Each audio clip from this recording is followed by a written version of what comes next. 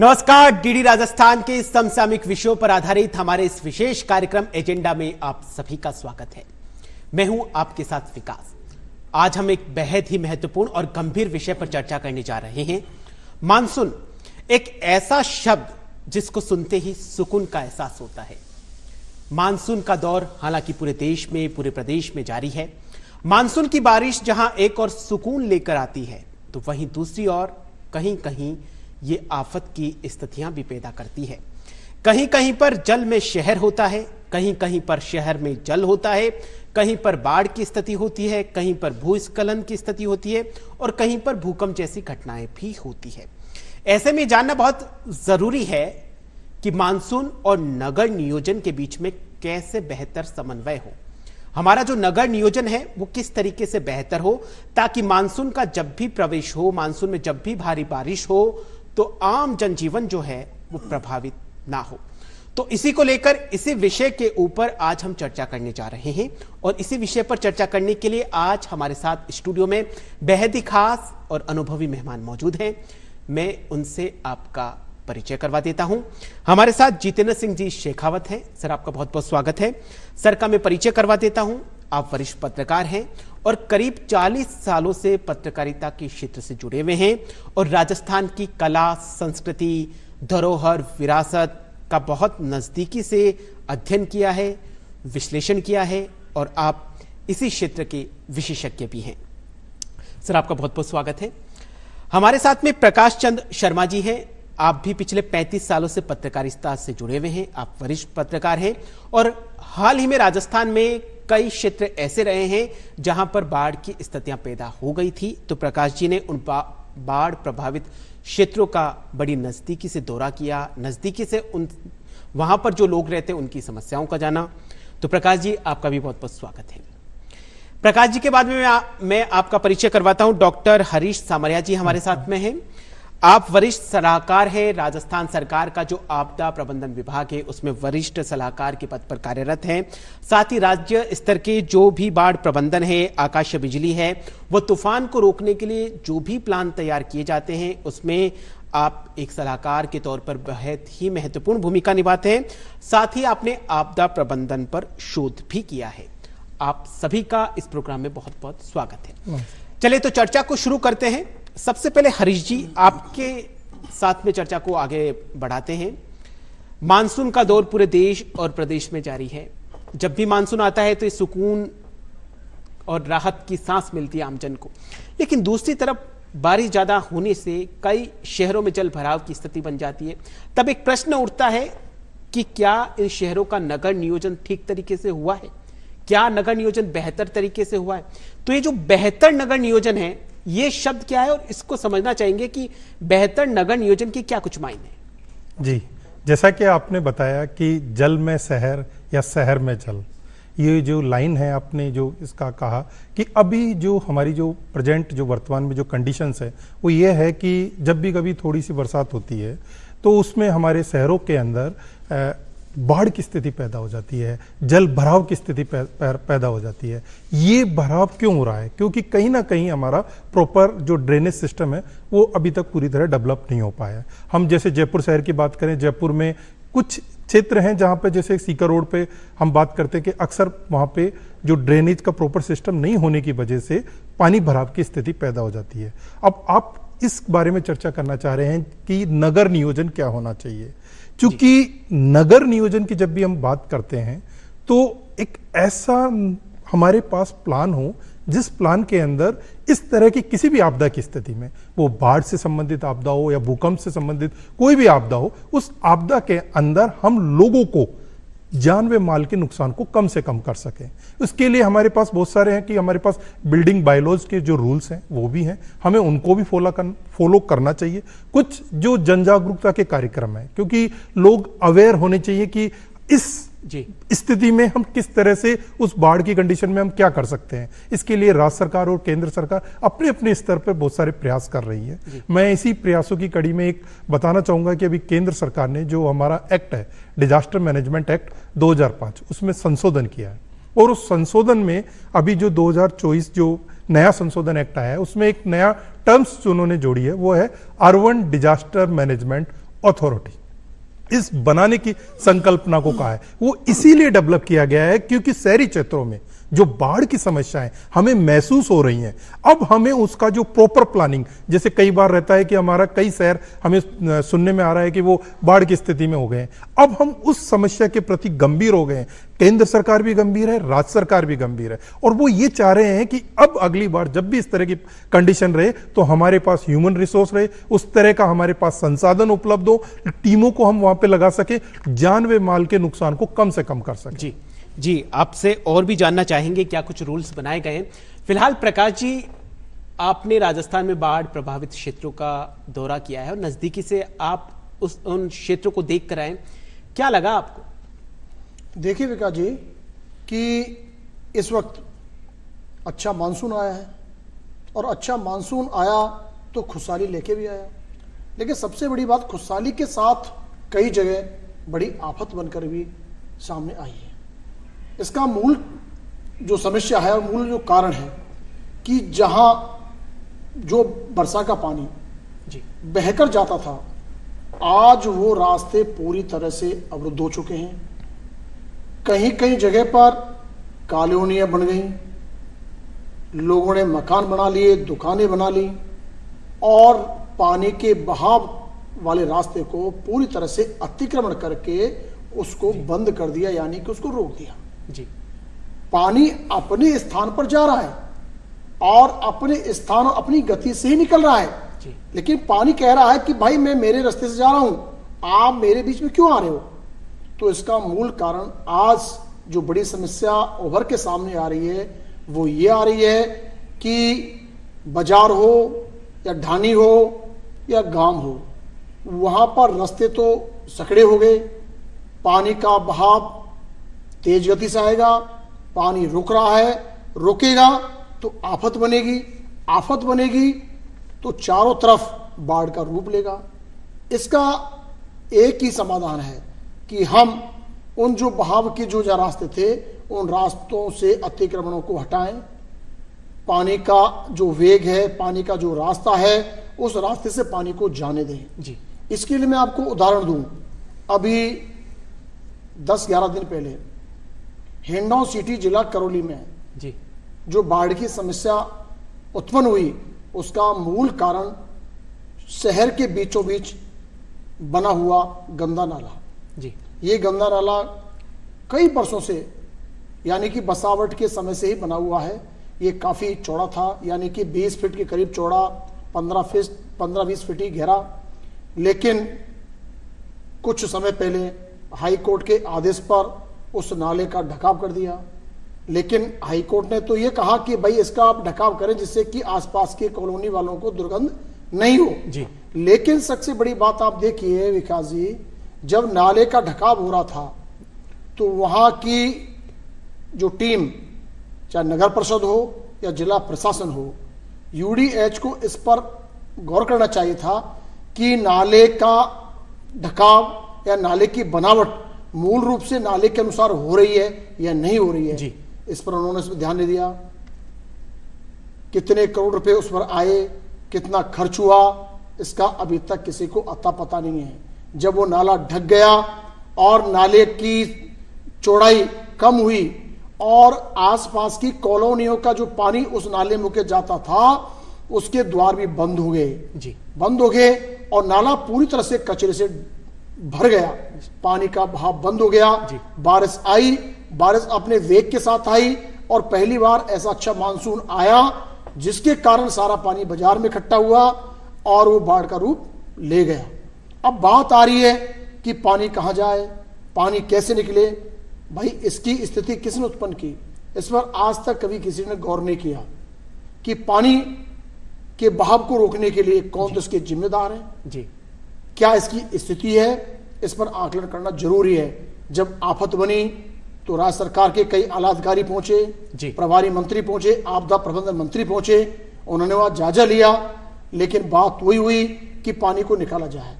लेकिन पानी निकले कैसे, इसका अभी तक कोई किसी के पास समाधान नहीं है और दोबारा फिर बारिश आई, वही स्थिति जस के तस बनी हुई है। जी जी प्रकाश जी, समाधान पे भी चर्चा करेंगे। जितेंद्र जी, आपके पास में आना चाहूंगा। आपने लंबे समय से आप विरासत है, धरोहर है, उनका विश्लेषण कर रहे हैं, उनके ऊपर आपने काफी रिसर्च किया है। क्या लगता है जो पुरानी जो स्थिति थी और जो आज की वर्तमान स्थिति है, जो मानसून के बाद की स्थिति, उसमें कितना कुछ आप परिवर्तन पाते हैं? राजस्थान खास तौर से हम बात करें, हमेशा से सूखा रहा है और सदियों से एक फसल होती है बाजरे की, जो बरसात की फसल होती थी जी। और फिर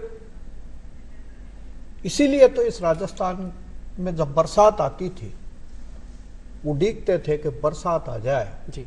थोड़ी सी बरसात आ जाए तो हमारा जीवन सफल हो जाए। मैं हाथों वर्षा भला होनी हो सो होए, जी। ये कहा करते थे और आज भी कहते हैं। इतनी गर्मी पड़ी और जोरदार बरसात आई, हर आदमी की कामना थी कि बरसात आए और इंद्र भगवान ने बड़ी कृपा की। जी। राजस्थान इस समय हरा भरा है, खेती बहुत बम्पर हो रही है और सरकार बड़ी खुश है कि कोई अकाल की स्थिति नहीं है राजस्थान में। कई बांध भरे भी हैं, लेकिन जैसा अभी हमारी चर्चा चल रही है कि जल का संरक्षण या नियोजन जिस ढंग से होना चाहिए वैसा शहरों में नहीं हो रहा है, क्योंकि ज्यादा बारिश भी अकाल को ही एक तरीके से अकाल को तो शहरों में नहीं हो रहा है। शहरों में इसका कारण हो गया कि जैसे जयपुर में 8 नाले बने थे, 8 नालों से पानी निकल जाता था। ये जयपुर है वो हाथी की पीठ जैसी होती है, एक तरफ का पानी उधर और इधर का पानी इधर, और फिर नालों से पानी तुरंत निकल जाता था और आज भी निकलता है। लेकिन कारण क्या है कि सड़कें पक्की हो गई, फुटपाथ पक्के हो गए, घर के लोगों ने भी अपने बाहर का जो हिस्सा है और पहले लोन करते थे वो भी पक्का कर दिया। चारों तरफ से पक्का है, सड़क पक्की है, फुटपाथ पक्का है, जहां कहीं देखें पक्का ही पक्का और छतें। और जब बरसात का पानी आता है एकदम से तो उसका वेग कोई संभाल नहीं पाता और वो जब भरा रहता है और उसको निकलने में 4-5 घंटे लग जाते हैं, गहरे गड्ढे हो जाते हैं, आपदाएं हो जाती है, कई तरह की परेशानी हो जाती है। जयपुर का जो सिस्टम था या बड़े शहरों का जो रियासतकालीन शहर है उनका जो सिस्टम उस जमाने में था कि भूमिगत जो नाले हैं आज तो सीमेंट के बन रहे हैं, उस समय उन्होंने चूने के ऐसे गोल अंडाकार नाले बनाए कि जिनमें एक बूंद पानी नहीं ठहर सकता। आज सारे शहर के नाले हैं जो बनाए हैं। अब आप देखिए राजा पार्क का जो पानी है वो तो एक चौड़े नाले से आ रहा है, लेकिन फिर जवाहरलाल नेहरू मार्ग पर आते ही वो छोटा नाला हो गया, तो पानी का जो प्रेशर है जी। वो प्रेशर कहां से वो उसको झेलेगा, तो फिर जेएलएन मार्ग पे पानी भर जाता है। ऐसी की ऐसी स्थिति चांदपोल में हो रही है, यही स्थिति जयपुर के बाजारों में हो रही है और दूसरे शहरों में भी ऐसा ही कुछ हो रहा है। जी। दूसरा क्या हो रहा है कि जयपुर का पेट खाली है, जयपुर के पेट में पानी नहीं है। हम एक लोटा भी पानी हम लौटा नहीं रहे हैं वापस धरती माता को, और हम बाकायदा पानी का दोहन करते जा रहे हैं। हर घर में ट्यूबवेल लगा हुआ है, लेकिन किसी ने यह नहीं सोचा कि हम जल का संरक्षण करें किसी तरीके से। सरकार ने भी वाटर हार्वेस्टिंग सिस्टम लगाने के लिए कह रखा है, लेकिन कितने वाटर हार्वेस्टिंग सिस्टम लगते हैं ये देखने की बात है। अब सड़कों के पास में पानी के लिए वो प्लांट लगाए हैं, जालियां भरी है मिट्टी से। बरसात के पहले रियासत काल में तातेड़ खाना हुआ करता था जी। जलदाय विभाग का, वो सारा प्रबंधन संभालता था इसका कि छतों पे तो पानी नहीं है, कहीं पर नाले तो हमारे रुके हुए नहीं है, कुओं की 700 कुएं थे जयपुर में, उनकी हमको सफाई करनी है, सिस्टम से सारा काम होता था। आज बरसात आ जाती है और बरसात का पानी भर जाता है। अब के तो दुर्घटनाएं बहुत हुई जी कि उनको जो बच्चे गए तालाबों में और खड्डों में बह गए, उनको कोई चेतावनी देने वाला नहीं था। ऐसी स्थिति में कितनी आपदाएं हुई, कितने बच्चे तैरते हुए या तालाबों में डूब करके और या जयपुर शहर में ही मरे। राजस्थान में भी बहुत सारी ऐसी आपदाएं हुई और इसका कारण यही है कि जी। पानी का निकास नहीं हो पा रहा, और पानी का निकास होना बहुत पानी का निकास होना बहुत जरूरी है। हरीश जी, जैसा जितेंद्र जी ने बताया है कि जो रियासत काल में था उस वक्त भी सिस्टम इतना अच्छा था कि वहां पर पानी का भराव नहीं होता था। जब रियासत काल में सिस्टम इतना अच्छा चल सकता है तो आज के टाइम में क्यों नहीं? सबसे बड़ी दिक्कत कहां आ रही है? बिल्कुल, आपका क्वेश्चन काफ़ी अच्छा है कि आपने जो प्रश्न किया है कि जब विरासत हमें इस तरह का हमें एक स्ट्रक्चर बना के दे रही है जिसमें पानी का निकास प्रॉपर तरीके से हो सकता था, लेकिन आपको एक ये भी बात ध्यान रखना होगा कि उस समय हमारी जो पॉपुलेशन थी जी। वो काफ़ी कम थी, और हमने जो बनाया था वो स्ट्रक्चर ये था कि हमने जो हमारे फ्लड प्लेन एरियाज थे वहाँ हमारा कोई भी ह्यूमन सेटलमेंट नहीं था। जी। अभी वर्तमान में पॉपुलेशन का जिस डे बाय डे इंक्रीज हो रही है और नई नई कॉलोनियों का विकास हो रहा है, हम सिर्फ थोड़ा सा वहाँ रह गए हैं कि जहाँ नई कॉलोनियाँ हैं, जो लो लैंड एरियाज हैं, फ्लड प्लेन के जो एरियाज हैं, वहाँ हमने नई कॉलोनियाँ डेवलप कर दी हैं। अब उस कॉलोनी में वहाँ पर जो मकान का स्ट्रक्चर है वो कैसा होना चाहिए, ये डिसाइडेड है। जो बिल्डिंग बायोलॉज लॉज होता है, मैं थोड़ा सा आपको बता दूं कि इसमें ये रहता है कि जब भी कभी ऐसी बाढ़ की जो एरियाज रहते हैं, अगर आप पहले तो उनमें मकान ना बनाएं, फिर उनके अगर किनारे कहीं मकान भी हैं तो आपका जो मकान जो आप बना रहे हैं वो जमीन से करीबन 6 मीटर करीबन ऊपर रहना चाहिए, क्योंकि बाढ़ की स्थिति आई तो वो नीचे पानी निकल जाए। ऐसा एक सिस्टम डेवलप किया हुआ है। लेकिन चूंकि क्या रहता है कि हम एनक्रोचमेंट के चक्कर में, जो अतिक्रमण जिसकी बात करें, उसके चक्कर की बात करें कि हम हमारे घर के बाहर रैंप बना लेते हैं, नालियों को चौक कर देते हैं। तो सरकार अपना काम कर रही है, लेकिन मैं आम नागरिकों से भी अपील करूंगा कि वो भी कभी इस तरह की जो अतिक्रमण जो रहता है, हमने अपने पास की जो नालियां रहते हैं उनको सफाई कर सकें, क्योंकि हम ये कहें कि भारत को एक ऐसा देश बनाना है या ऐसा एक हमें सशक्त प्रदेश बनाना है जहां आपदाओं की स्थिति कभी भी आए तो उस आपदाओं की स्थिति में जान व माल का नुकसान कम हो सके। मैं एक उदाहरण देना चाहूंगा, जैसे कि हम बात करें उड़ीसा की। उड़ीसा में जब साइक्लोन का प्रकोप रहा तो वहां की जो स्टेट डिजास्टर मैनेजमेंट अथॉरिटी है उसने बाढ़ का इतना अच्छा प्रबंधन किया कि अब जो डेथ की जो संख्या है वो 0 पे आ गई है। आप देखिए, साइक्लोन आ रहे हैं, हिट कर रहे हैं, 0 हो गई है जी। राजस्थान में पिछले साल जब विपर्जोय आया तो देखिए कि विपर्जोय आने पर गुजरात के यहाँ पे डेथ की संख्या 0 रही। राजस्थान में भी कुछ डेथ रही, ज्यादा नहीं रही, 2 या 3 डेथ रही, लेकिन वो डेथ विपर्जोय साइक्लोन के कारण नहीं रहकर फ्लड के कारण रही। क्योंकि राजस्थान जो हम सूखा प्रदेश की जिसकी कल्पना कर रहे हैं, यहां अचानक से इतना पानी आ जाना, और जो पश्चिमी राजस्थान की जो भूमि है उस भूमि से पानी का नीचे नहीं जा पाना, जैसे बाड़मेर में जो कवास वाला रीजन है वहां जिप्सम की परत पाई जा रही है तो पानी नीचे नहीं जा पा रहा है। ऐसे अलग अलग क्षेत्रों में स्थानीय कारण हैं। अब हमने उनको आइडेंटिफाई कर रहे हैं कि अगर इस क्षेत्र में अगर इस तरह के बाढ़ की समस्या रहेगी या जल भराव की समस्या रहेगी तो हम हमारा प्रबंधन किस प्रकार कर सकते हैं, हम हमारे जो रेस्क्यू की जो टीमें हैं उनको कैसे वहां पे मैनेज कर सकते हैं। इस तरह का मैनेजमेंट का सरकार का पूरा प्लान है और वो अब इस पे इंप्लीमेंट करना चाह रहे हैं।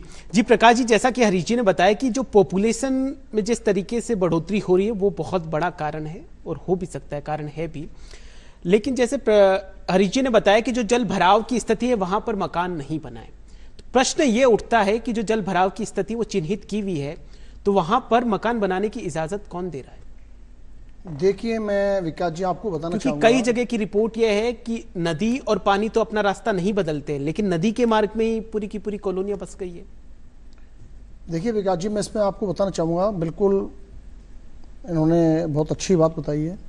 जनसंख्या बढ़ रही है, जनसंख्या लगातार बढ़ रही है, जमीन बढ़ नहीं रही, संसाधन आपके बढ़ रहे हैं, लेकिन सबसे बड़ी समस्या ये है कि जब जमीन पर कॉलोनियाँ बसती हैं तो क्या वहाँ की यूआईटी, नगर निगम, नगर परिषद, नगर पालिकाएं ये नहीं देखती कि ये बहाव क्षेत्र है जी, तालाब पेटा है, नदी का पेटा है? किस आधार पर उन लोगों को पट्टे जारी कर दिए जाते हैं? उन लोगों का क्या कसूर है? क्योंकि जनसंख्या बढ़ेगी, लोग गांव या शहरों से बाहर निकलेंगे, मकान बनाएंगे रहने के लिए, लाजमी बात है मकान बनेंगे, बसावट करनी है। लेकिन सबसे बड़ी बात यह है कि आप कैसे आंख मूंद करके आप उनको पट्टे जारी कर रहे हैं। बहाव क्षेत्र में पट्टे जारी कर दिए। जब बाढ़ की पानी की समस्या आती है और बाढ़ का विकराल रूप होता है, तब हम लोग रोना रोते हैं कि कई गांव डूब गए, शहर डूब गए। लेकिन इन्होंने कभी ये सोचा, वहां के लोकल बॉडी ने, प्रशासन ने, कि हम लोगों ने ही तो इन लोगों को ये पट्टे जारी किए हैं जी। तो आज दोषी कौन है, इस पर कोई गौर नहीं कर रहा है। इस पर गौर करना पड़ेगा। जब तक इस पर गौर नहीं होगा, बाढ़ की चपेट में आते रहेंगे, समस्याएं आती रहेंगी और ये विकराल रूप धारण करता रहेगा। मैं आपको छोटा सा उदाहरण दे दूं जी। जब कभी भी किसी भी शहर का विकास होता है तो विकास के साथ साथ सड़कें बनती है, सड़कों के साथ साथ नाली बनती है। आपने देखा होगा विकास जी, सड़क बन जाती है, नाली बन जाती है, नाली बनके तैयार हो जाती है और 6 महीने में नाली पूरी तरह से कचरे से ढक करके बंद हो जाती है। पानी कहां जाएगा? या तो पानी सड़क पर आएगा, सड़क पर आएगा तो बिल्कुल आपका गंदगी कीचड़ सड़क पे रहेगी। पानी का बहाव कहां जाएगा? सड़क पर आएगा। सड़क अगर आपकी ऊंची है तो आपके कॉलोनी में जाएगा, कॉलोनी में जाएगा तो पानी भरा रहेगा। आफत आती है, लेकिन वहां की लोकल बॉडी, वहां का प्रशासन इस पर कतई ध्यान नहीं देता कि बरसात का मौसम आने वाला है, नालियों की सफाई कराई जाए। जहां बहाव का क्षेत्र है उसको देखा जाए कि इनके बहाव के क्षेत्र के पानी को हम बावड़ी, नदी, तालाबों की ओर मोड़ें, जिससे कि पानी हमारा वहां का पूरी तरह से संचय हो सके और वो पानी हमारे लिए पीने के लिए, सिंचाई के लिए काम आ सके। लोगों की जान भी बचेंगी, खुशहाली भी होगी और सरकार को अपना काम करने का और आम लोग को वहां के पानी का आनंद भी आएगा। जी प्रकाश जी, इसका जवाब हरीश जी से ले लेते हैं। हरीश जी, कई बार जनता के बीच में से ये प्रश्न उठता है कि पहले सड़क बनती है, उसके बाद में फिर खोदा जाता है पानी की लाइन डालने के लिए, फिर वापस से सड़क की पेचिंग होती है, उसके बाद में फिर से गैस की लाइन डालने के लिए खोदा जाता है। कमोबेश स्थिति ये रहती है कि सड़क जो है वो उधड़ी हुई ही रहती है। इस तरीके से भी पानी का वो जो जमाव है वो रहता है वहां पे। नहीं, आप सही कह रहे हैं। क्या इसमें कहीं ना कहीं क्या प्रॉपर प्लान नहीं बना पाते पहले कि पहले सड़क बनेगी या पहले जो भी है कि जो जितनी भी लाइनें डालनी है वो डालेगी और उसके बाद में हम सड़क का निर्माण करेंगे? नहीं, आपका अच्छा क्वेश्चन है। कई बार ये रहता है कि हम जो तकनीक है कि हमने कभी कल्पना नहीं की थी कि हम गैस की लाइन हमारे घरों तक कैसे पहुंचेगी, क्योंकि हमने सिलेंडर के उस कंसेप्ट में चल रहे थे।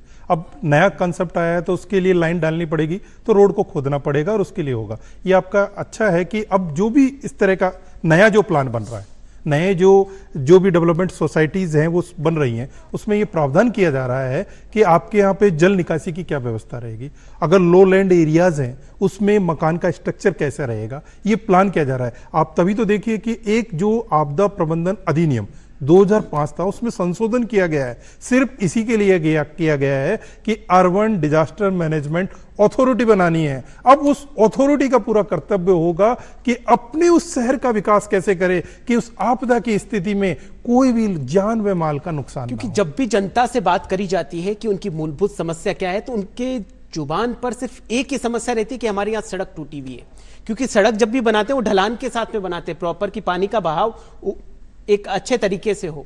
तो सड़कें बहुत पूरी तरीके से खस्ता हाल रहती, इस वजह से वो गंदगी का ढेर लगता रहता है, इस वजह से वहां पर पानी का जमाव होता रहता है। तो क्या बेहतर सड़क प्रबंधन की सख्त जरूरत नहीं है? बिल्कुल आपका क्वेश्चन बिल्कुल अच्छा है, क्योंकि सड़क प्रबंधन जो आप कह रहे हैं कि ऐसा होना चाहिए, लेकिन अभी हम कुछ ऐसा रहता है कि अगर किसी एरिया की बात करें, कि जैसे हम बात करें जयपुर की बात करें कि जयपुर में लो लैंड एरियाज कौन कौन से हैं, अगर ये हमारे मैप पे हमें अगर डिनोट हो, इन एरियाज में अगर बरसात के समय अतिवृष्टि होने पर, चूंकि अब अक्सर हम ये मान लेते हैं कि जब भी बाढ़ के बारे में बात करते हैं कि थोड़ी सी बरसात हुई, पानी एक साथ तीव्र गति से बह रहा है, तो हम उसे बाढ़ में मान लेते हैं। जबकि आपदा प्रबंधन विभाग का जो एक कंसेप्ट है उसमें ये बना रखा है कि अगर एक दिन में 90 mm अगर बरसात होगी तो उसे हम बाढ़ में मानेंगे, या 2 दिनों तक लगातार 100 mm बरसात होगी तो उनसे हम बाढ़ की श्रेणी में मानेंगे, क्योंकि परिसंपत्तियों का जो नुकसान होता है उसमें लोगों को राहत पहुंचाने के लिए जो मुआवजा दिया जाता है उसी के अकॉर्डिंग दिया जाता है। लेकिन अतिवृष्टि, अत्यधिक तीव्र गति से अतिवृष्टि होने से जो डैमेज हो रहा है, प्रॉपर जो हमारा जो ड्रेनेज का जो सिस्टम है वो विफल हो रहा है, उसके लिए ही अब प्लान बनाने के लिए गवर्नमेंट ऑफ जो इंडिया है उसने पूरा ध्यान लगाया। इसीलिए अथॉरिटी बना रहे हैं कि अब जो नया प्लान बनेगा उसके अंदर इस तरह के विशेषज्ञ होंगे कि जो इस तरह की आपदा आने पर उनकी जिम्मेदारी सुनिश्चित की जा सके। जी हरीश जी, जितेंद्र जी, हरीश जी का जिस तरीके से कहना है कि जो पानी का बहाव है उसको हटाने के लिए बहुत काफी कोशिश करी जा रही है, आपदा प्रबंधन अधिनियम में भी कई तरीके के प्रावधान किए गए, लेकिन कई जगह देखा जा रहा है कि जो मकान 4-5 साल पहले बने थे वो इस बारिश में धराशाही हो रहे हैं। आपको क्या लगता है जो पुराने, जो 1000-2000 साल पहले, जो हमारे राजस्थान की बात करी जाए, वो किले हैं, उस जमाने में बनी हुई इमारतें आज भी सटीकता के साथ में खड़ी है, अड़िग है, और आज जो हम बना रहे हैं वो 5-7 साल में धराशायी हो रहे हैं, बारिश को नहीं झेल पा रहे हैं? देखिए, बारिश है जो इस बार पहले जितनी बरसातें होती थी, सुबह बरसात हो रही है और शाम तक बरसात चल रही है लगातार, और कभी शाम को बरसात आ गई तो रात भर चल रही है और दूसरे दिन सुबह तक चल रही है। ऐसी बरसात तो यहाँ आई नहीं इन दिनों में। 4 घंटे आई, 3 घंटे आई, 5 घंटे आई और फिर वापस पानी उसका चला गया। अगर मान लो आज अपन देखेंगे, पहले आज के 20-25 साल पहले बिजलियां कड़कती थी बरसात के अंदर, आप अपन को सावन की डोकरी भी नहीं दिखाई जी, कहाँ दिखाई दी?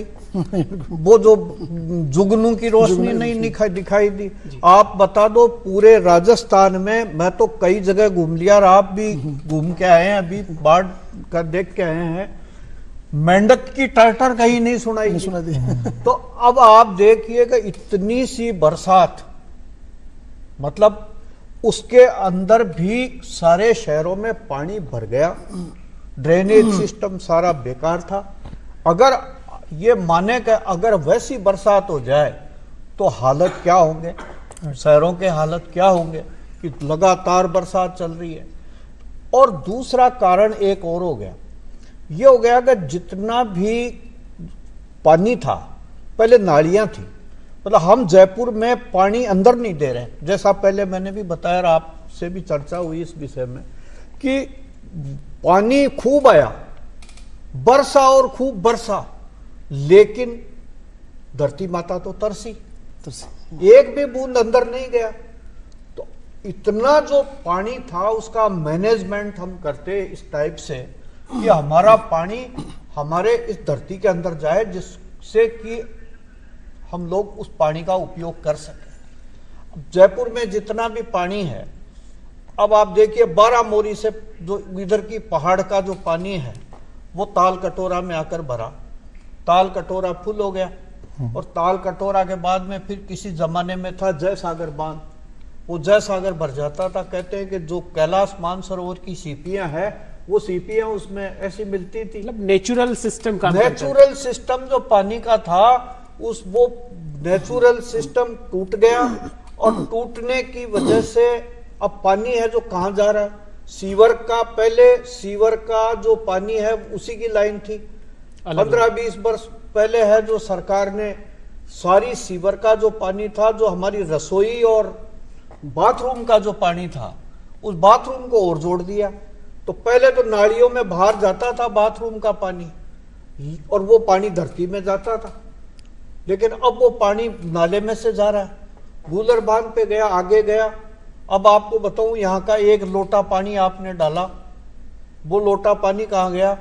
वो यहाँ से सीवर में गया, सीवर से जाके गूलर बांध में गया, वहाँ उसका ट्रीटमेंट हुआ, ट्रीटमेंट होने के बाद 2 मोरियां चली, एक चंदलाई बांध में चला गया, दूसरा रामचंद्रपुरा बांध में चला गया, रामचंद्रपुरा बांध से फिर ढूंढ नदी में मिल गया, ढूंढ नदी है जो मोरेल में मिल गई, मासी में मिल गई, जो चैन है पूरी नदियों की बनास में मिल गई, और बनास है चंबल में मिल गई, चंबल गंगा में मिल गई, और गंगा का पानी समुद्र में चला गया। किसी भी कस्बे का पानी हो, वो पानी को जो बचाने की, जल का संरक्षण करने की बात है, वो आज हम नहीं कर पा रहे। और इस तरह का मैं तो सुझाव यही दूंगा कि जो हमारे तकनीकी विशेषज्ञ है, इंजीनियर है, वो इस तरह की व्यवस्था करें कि पानी का संचालन ऐसा हो, प्रबंधन ऐसा हो पानी का, कि वो पानी बाहर नहीं बहे, बेकार नहीं बहे, और वो पानी सबके उपयोग में आए। जी, इस तरह का प्रबंधन यहाँ बनना उचित जल संरक्षण की बहुत जरूरी है। प्रकाश जी, जैसे हरीश जी और हरीश जी की पूरी टीम इस पूरे सिस्टम को नियंत्रित करने में लगी हुई है, और जनता को किस तरीके से सुरक्षा हो और सुलभता के साथ में हर चीज उपलब्ध हो, उसमें तो पूरा आपदा प्रबंधन विभाग लगा हुआ ही है। लेकिन जनता की क्या, कुछ जनता में भी तो जागरूकता होनी चाहिए, जनता का भी तो कुछ न कुछ सहयोग मिलना चाहिए, क्योंकि जनता भी पानी को व्यर्थ बहाने में कोई कसर नहीं छोड़ रही है। क्या लगता है? बिल्कुल ये सही बात है आपकी, क्योंकि पहले जैसा जितेंद्र जी ने बताया कि पहले तो पानी का प्रबंधन इतने अच्छे से होता था, आजकल हमें इतनी सुविधाएं मिल गई है कि नल खोलते ही पानी उपलब्ध है, तो क्या उतनी उसकी महत्वता नहीं जान पा रही जनता? बिल्कुल, बहुत अच्छी बात बताई आपने। जनता को भी पूरा इसमें समझना चाहिए, सहयोग करना चाहिए, क्योंकि जल है तो कल है जी। जल की एक एक बूंद हमारे लिए अनमोल है। आप देखिए इस वक्त जो बारिश आई है, अभी शेखावत जी ने बताया, पहले जैसी तो बारिश हो नहीं रही। पहले बारिश हुआ करती थी लगातार 6-6, 7-7 दिन तक झड़ी लगती थी, जिनको झड़ बोलते थे। सूर्यदेव के दर्शन भी नहीं होते थे। लगातार पानी बरस रहा है, वो बूंद बूंद पानी जमीन में जाती, पानी का संचय होता, कुओं का जलस्तर ऊपर आता, लबालब कुएं भरे रहते थे, खुशहाली रहती थी।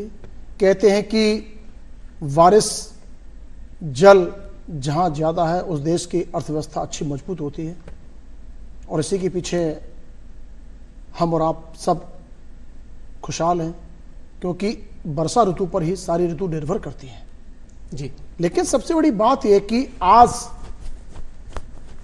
हमारे ड्रेनेज जो सिस्टम है, इस ड्रेनेज सिस्टम की वजह से आम जन को भुगतना पड़ रहा है। ऐसा नहीं सरकार काम नहीं कर रही है, सरकार अच्छा काम कर रही है। सरकार प्लान बनाती है, प्लान बना करके, योजना बना करके उसे अमली जामा पहनाती भी है, धरातल पर लाती है, लेकिन वो उस काम को शुरू करते वक्त उसकी मॉनिटरिंग नहीं करते हैं, जिसके कारण आज ये आपदाएं हमको देखनी पड़ रही हैं। क्या नालियां उसी गुणवत्ता के रूप में बन रही हैं? क्या उनकी चौड़ाई लंबाई इतनी है जितनी उसकी डीपीआर में बननी चाहिए, बन रही है? इस पर किसी का ध्यान नहीं है। बन गई, बिल उठ गया, ठेकेदार की कोई जिम्मेदारी नहीं। जब भी संवेदक की जिम्मेदारी होती है, बोर्डों पे लिखा रहता है कि 5 साल 10 साल इसकी जिम्मेदारी होती है। आज आप देख लीजिए, रोडें बनते हैं, बनने के महीने बाद कटते हैं, या तो गैस लाइन वाला काट देता है, पीएचडी की पाइपलाइन वाला काट देता है, या फिर और कोई आफत आ जाती है काट देते हैं। काट करके रोड जस के तस रहते हैं, लेकिन उनकी जिम्मेदारी कोई नहीं निभाता। उस रोडों से प्रतिदिन जिले के, राज्य स्तर के आला अधिकारी निकलते हैं, लेकिन किसी भी आला अधिकारी ने वहां खड़े होकर के उस जिले के उच्च अधिकारी को ये नहीं बताया, या फोटो खींच करके मोबाइल में ये नहीं बताया कि आपकी सड़कें ऐसी हैं, इन सड़कों से राहगीर परेशान हो रहे हैं, चोटिल हो रहे हैं, दिक्कत आ रही है, वर्षा ऋतु आने वाली है और दिक्कत होंगी, गड्ढे होंगे। कई जगह आपने देखा, अखबारों में पढ़ा, टीवी चैनल पे देखा, कई मौतें भी हुई है। तो इसके जिम्मेदार कौन है? इस पर जिम्मेदारी लेने के लिए कोई कतई आगे नहीं आ रहा है। आमजन को भी जिम्मेदारी लेनी चाहिए। जी जी प्रकाश जी, बिल्कुल शासन प्रशासन की तो जिम्मेदारी है ही है। हरीश जी, आपको क्या लगता है, जनता भी कई बार नालों में कूड़ा करकट डाल देती है, इस वजह से भी कई बार ब्लॉकेज आ जाते हैं? बिल्कुल, ये आमजन की जिम्मेदारी है कि जब भी कभी ऐसा नदी वाला क्षेत्र हो, अपनी नाली हो, उसमें कूड़ा करकट न डाले, क्योंकि इस तरह का अगर उसमें स्टक हो जाएगा, फंस जाएगा, तो वो पानी भी प्रॉपर तौर से नहीं हो पाएगा। जैसा कि सर ने कभी कहा हमसे कि इस तरह की मॉनिटरिंग हो, हमारा इस तरह का मैसेज हो। ठीक है, राज्य सरकार अपने स्तर पर कर रही है। मेरा इसमें एक सजेशन ये था कि क्या आम लोग भी अपनी जिम्मेदारियों को उसमें महसूस कर रहे हैं? मैं एक उदाहरण देना चाहूंगा। मान लीजिए मेरी कॉलोनी के बाहर इस तीव्र वर्षा के अंदर एक बहुत बड़ा खड्डा हो गया है जी। अब उस खड्डे पर आने जाने वाले जो राहगीर हैं उनको परेशानी महसूस हो रही है, वो सबको दिखाई दे रहा है। अब इस संदर्भ में एक आम नागरिक का क्या कर्तव्य होना चाहिए?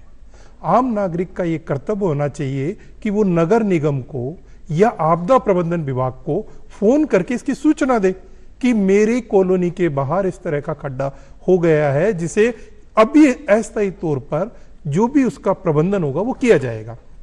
जैसे अगर आप आपदा प्रबंधन विभाग के राज्य स्तरीय टोल फ्री नंबर जो 1070 है, आप उस पर कॉल कीजिए, अपनी शिकायत दर्ज कराइए, बाकायदा टीम आएगी और जो भी गड्ढा होगा उसमें मिट्टी के कट्टे, जो भी मैनेजमेंट का जो भी प्रॉपर चैनल रहेगा वो करेगा। अगर आप जिले स्तर पे भी करना चाहें कि मेरे को और भी जल्दी पहुंचे, राजस्थान के सभी जिलों के अंदर 1077 जो डिस्ट्रिक्ट टोल फ्री नंबर है, इस पे कॉल करें। आपको जो भी मैनेजमेंट का सिस्टम है, आप देखिए कि हमारे जो प्रदेश के माननीय मुख्यमंत्री महोदय श्रीमान भजन लाल जी हैं, मुख्य सचिव महोदय हैं, हमारे अतिरिक्त मुख्य सचिव महोदय आनंद कुमार जी हैं, वो इतने चिंतित रहते हैं कि उन्होंने हाई लेवल की कई मीटिंग्स की हैं और विभागों को इंस्ट्रक्ट दिया है कि इस कंडीशन में आम जन को परेशानी नहीं होनी चाहिए। खुद मुख्यमंत्री साहब जो जी ने जो बाढ़ प्रभावित क्षेत्रों का है उनका हवाई सर्वेक्षण किया है और ये जानने की कोशिश की है कि कितना हमारा क्षेत्र बाढ़ से रहा है और उन लोगों को रिलीफ मिल सके, इस पे विभागों को निर्देश भी दिया है। तो राज्य सरकार चिंतित है, ऐसा नहीं है, लेकिन आम नागरिक को अपनी जिम्मेदारियों को महसूस करना चाहिए। जैसा कि मैंने आपको बताया कि टोल फ्री नंबर है, उस पर आप कॉल करें, या राज्य स्तर पर एक हमारा सिस्टम है जिसे हम अर्ली वार्निंग सिस्टम कहते हैं जी। इसको जो केंद्र सरकार के तौर पर सभी राज्य सरकारों को दिया गया है, जिसे हम कॉमन अलर्ट प्रोटोकॉल कहते हैं। इस प्रोटोकॉल को हम एक निक नेम है उसका जो छोटा सचेत के नाम से जानते हैं। सचेत पर आप सभी ने देखा होगा कि अभी आपदा प्रबंधन विभाग की तरफ से सभी के मोबाइल पे जब भी कभी इस तरह की सिचुएशन पैदा होती हो कि बाढ़ की सिचुएशन हो गई हो या ऐसा कुछ तीव्र वर्षा की स्थिति हो, तो अलर्ट का एक मैसेज सभी के मोबाइल पे आ रहा है। तो देखिए कि केंद्र सरकार, राज्य सरकार और किस पे दे कि जान व माल के नुकसान को कम से कम हो सके, इस तरह का प्रयास कर रहे हैं। अब होता क्या है कि जैसा कि हमने बात किया कि कनौता डैम में अभी हमारे यहाँ कुछ बच्चे थे जो कि सेल्फी के चक्कर में या पैर फिसल, रपटन पर पैर फिसल गया, इसके चक्कर में वो डूब गए। राज्य सरकार अपना प्रयास कर रही है, मैसेज भेज रही है, क्योंकि आजकल सभी के पास अपना अपना मोबाइल है। आपने उस मोबाइल को देखा और आपको पता लगा कि अगले 3 घंटे में भारी वर्षा की स्थिति है, अगले 3 घंटे में आकाशीय बिजली की स्थिति होने वाली है, तो आप अपना जो सुरक्षित स्थान है उसको चूज कर लें, वहां कुछ देर रुक जाएं। ऐसा नहीं कि पानी में हम अपनी गाड़ी चला रहे हैं। मान लीजिए कि कई बार मैंने ऐसा देखा है कि जयपुर में 6 बजे के बाद बारिश हो रही है, सभी का ऑफिस से निकलने का टाइम हो गया है, उसी समय वर्षा है, काफी ज्यादा ट्रैफिक जाम की स्थिति हो जाती है, गाड़ियां बंद हो रही हैं। थोड़ा वर्षा का इंतजार कर लें, क्योंकि आपदा प्रबंधन विभाग आप सबके पास वो मैसेज इसीलिए पहुंचा रहा है कि इस स्थिति के अंदर आप अपने आप को कहीं सुरक्षित जगह पर आश्रय ले सकें। जी, तो कुल मिलाकर राज्य का जो आपदा प्रबंधन विभाग है वो पूरी तरीके से सतर्क है और राजस्थान की जो जनता है उनको चेतावनी भी समय समय पर जारी करता है ताकि हम सचेत रह सकें। इसी के साथ जैसा हरीश जी ने बहुत ही जरूरी जानकारी दी है कि अगर आपके आसपास में भी ऐसी कोई स्थिति बन रही है, कहीं पे सड़क पे गड्ढे हैं या कोई बाढ़ की स्थिति है, तो आप 1070 पर राज्य स्तर के टोल फ्री नंबर है, एक बार फिर से दोहरा देता हूं, 1070 पर कॉल करके आप जानकारी दे सकते हैं और जिला स्तर पर 1077 पर कॉल कर सकते हैं और जानकारी दे सकते हैं कि आपके आसपास में भी अगर ऐसी कोई परिस्थिति है जो लोगों के लिए जानलेवा साबित हो सकती है तो उसके ऊपर जानकारी दे सकते हैं। इसमें मैं एक बात और ऐड करना चाहूंगा कि आपको जब भी कभी इस तरह की समस्याएं हो तो आप 112 पे भी कॉल कर सकते हैं। जी, ये जो 112 वाला जो हमारा है इमरजेंसी जो कॉल है, इस कॉल सबसे पहले ये पुलिस के पास जाता है जी। लेकिन अब भारत सरकार का ये प्रयास है कि बहुत सारे टोल फ्री नंबर हो जाते हैं जी, हमें नहीं याद रह पाता कि महिला सुरक्षा के लिए कौन सा टोल फ्री नंबर है, आपदा प्रबंधन का कौन सा टोल फ्री नंबर है,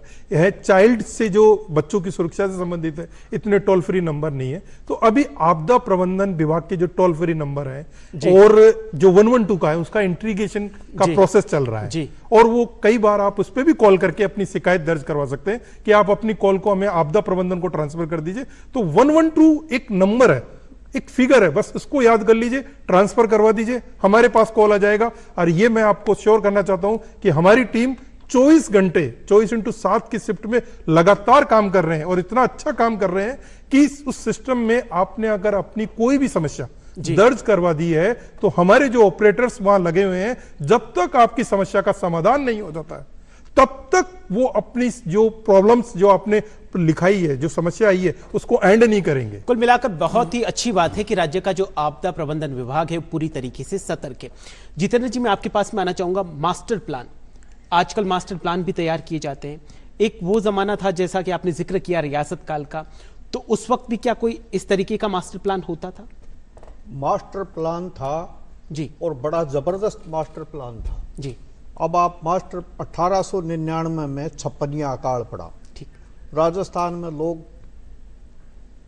पेड़ों की छाल खाने को मजबूर हो गए। उसके बाद में जितने भी यहाँ के रियासतकालीन राजा थे और उन्होंने बांधों का बनाने का काम शुरू किया। अब आपको मैं एक उदाहरण बताना चाहता हूँ कि नाहरगढ़ के ऊपर 6 वर्ग किलोमीटर का पानी सारा आएगा और वो जो बहता था पानी द्रव्यवती नदी का उद्गम स्थल, वहां पर बनाया एक बांध।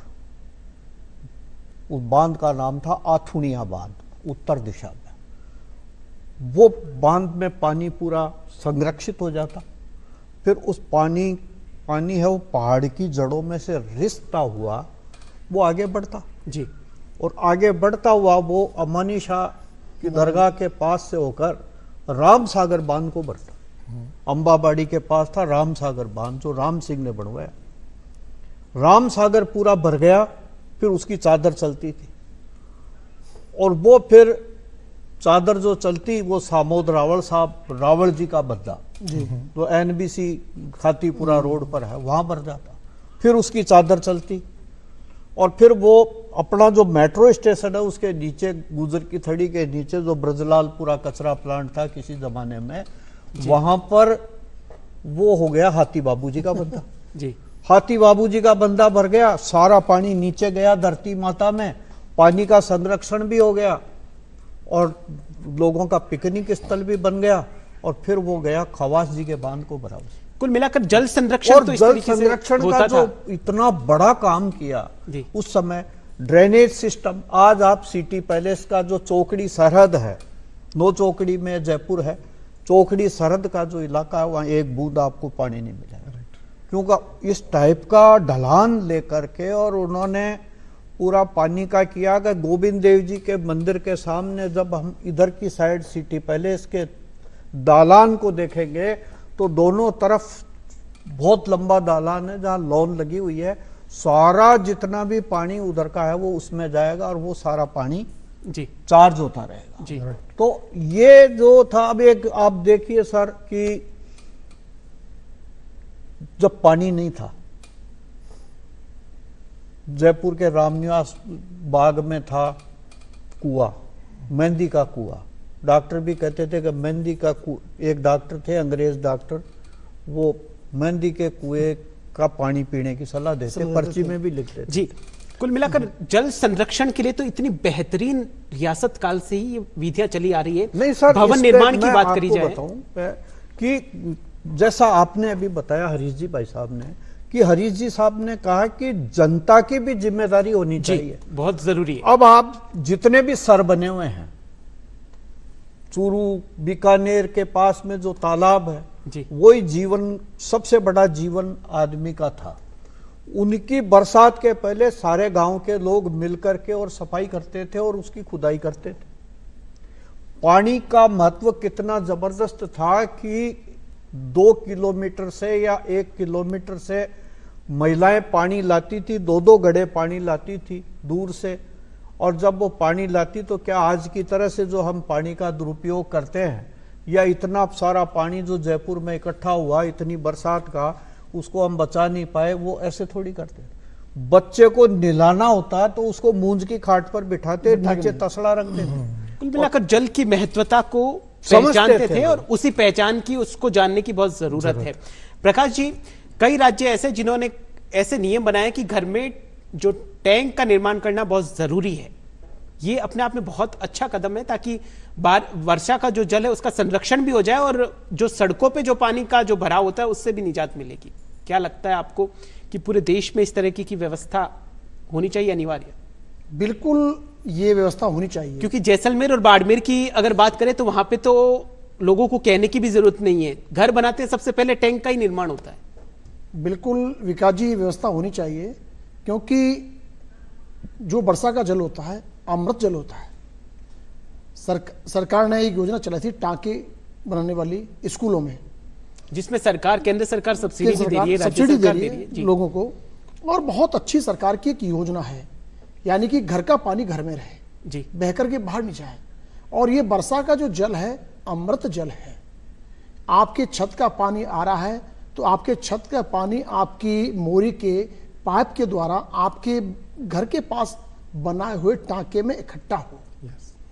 उससे दो फायदे हैं जी। एक तो आपका जल स्तर बढ़ेगा, दूसरा आपको अमृत जल पीने को, नहाने को मिलेगा। बिल्कुल, यानी कि पानी की किल्लत से हमें मुक्ति मिलेगी, और जो पानी बहकर के बाढ़ का रूप ले रहा है वो रूप नहीं लेगा। एक पंथ दो काज जी, ये योजना अच्छी है। अगर इस योजना का पूरे ही प्रदेश में अमली जामा पहनाया जाए या इस तरह से इस पर पूरी तरह कार्य किया जाए तो मैं मानता हूं कि ऐसी कोई बड़ी बात नहीं है कि जो हो नहीं सकता है जी। अभी शेखावत जी ने, हरीश जी ने बहुत अच्छी बात की जी, कि पुरानी रियासतें किस तरह से काम करती थी, पुरानी रियासतों का काम करने का तरीका क्या था। आज हम लोग सब सरकार पर निर्भर हैं। जी, कुल मिलाकर प्रकाश जी, हमें इतिहास से बहुत कुछ सीखने की जरूरत है। हरीश जी, अंतिम प्रश्न मेरा, हालांकि आपदा से निपटने के लिए एनडीआरएफ और एसडीआरएफ की टीमें तैनात है, क्या आपको नहीं लगता कि आपदा प्रबंधन के जितने भी ये नियम हैं स्कूली पाठ्यक्रमों में अनिवार्य तौर पे जोड़ा जाए ताकि आम नागरिक को भी आपदा जैसी कोई भी प्राकृतिक आपदा आ जाए तो उनसे निपटने में काफी सहूलियत हो? बिल्कुल, आपका क्वेश्चन काफी अच्छा है, क्योंकि अक्सर ये रहता है कि बच्चों के जो बाल मन में अगर किसी आपदा से लड़ने के लिए, मैं एक कल्पना करें कि मैं मेरे घर पे हूं और अचानक से मेरे किसी परिवार के सदस्य को हार्ट अटैक आ जाता है।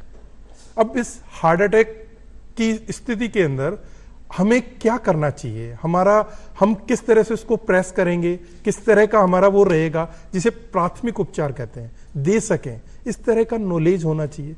हमें ये भी पता होना चाहिए कि इस तरह की जब भी कभी आपदाएं की बात करते हैं कि बाढ़ की स्थिति में हमको मैसेज आया, हम किस तरह का रेस्पॉन्ड करेंगे, वो हमें पता होना चाहिए। दूसरा जो मैं बात कहना चाहूंगा कि आपने कहा कि एनडीआरएफ है, जब भी कभी बाढ़ की स्थिति रहती है तो सबसे पहले जो हमारी प्राथमिक जो टीम होती है वो सिविल डिफेंस की टीम होती है, जिनको हम उन क्षेत्रों में जब भी बाढ़ की स्थिति होती है वहां उनको रेस्क्यू के लिए भेजते हैं। अगर मान लीजिए कि किसी परिस्थिति में हमें ऐसा महसूस हो रहा है कि यहां अगर बाढ़ की स्थिति ज्यादा है तो हमें और भी टीम भेजनी है, तो हम हमारी एसडीआरएफ की टीम को भेजते हैं। फिर भी हमें लग रहा है कि हमें और मदद की जरूरत है तो हम एनडीआरएफ को भी भेजते हैं। फिर भी हमें लग रहा है कि नहीं, कुछ लोग किसी टापू पे कहीं फंसे हुए हैं तो हम हेलीकॉप्टर भी भेजते हैं। तो मेरा कहने का मतलब है कि पूरा प्रशासन इस बात के लिए लगा हुआ है कि आपके जान की कीमत बहुत अमूल्य है, और हमें उस एक व्यक्ति को, जो कोई भी इस बाढ़ की स्थिति में, आपदा की स्थिति में, किसी भी स्थिति में हो, पहुंचाने की हम कोशिश कर रहे हैं। पूरा प्रशासन लगा हुआ है, पूरा आपदा प्रबंधन के जितने भी अधिकारी और कर्मचारी हैं वो कई बार आप देखिए कि 12 बजे तक रात को लगे रहते हैं कि वहां से मैसेज आया, उस मैसेज को वहां करना है आप लोगों की सुरक्षा के लिए। तो आप भी अपना कर्तव्य समझे, राज्य सरकार भी अपना कर्तव्य समझ रही है। आपको लगे कि आप ऐसी किसी भी विपदा में, जो मैंने आपको टोल फ्री नंबर बताए उन पे कॉल कीजिए, हम बिल्कुल आपकी मदद के लिए हमेशा सदैव तत्पर रहेंगे। कुल मिलाकर राज्य का जो आपदा प्रबंधन विभाग है वो पूरी तरीके से सतर्क है और समय समय पर चेतावनी भी जारी करता है जनता के लिए कि भारी बारिश हो सकती है, आप कहीं मत जाइए, आप खुद का और अपनों का ख्याल रखिए। सिर्फ शासन और प्रशासन की ही जिम्मेदारी नहीं है, जिम्मेदारी हमारी भी है जनता के साथ में। हमें भी हमारे दायित्वों को भूलना नहीं चाहिए, हमें भी जागरूक रहना होगा। सर, आज आप तीनों इस प्रोग्राम में पधारे और इतने महत्वपूर्ण और गंभीर विषय पर इतने अच्छे अपने अनुभव साझा किए और इतने अच्छे से विचार रखे। आप सबका बहुत बहुत धन्यवाद। धन्यवाद। डीडी राजस्थान के आज के इस विशेष कार्यक्रम में फिलहाल के लिए इतना ही। आप देखते रहिए डीडी राजस्थान। नमस्कार।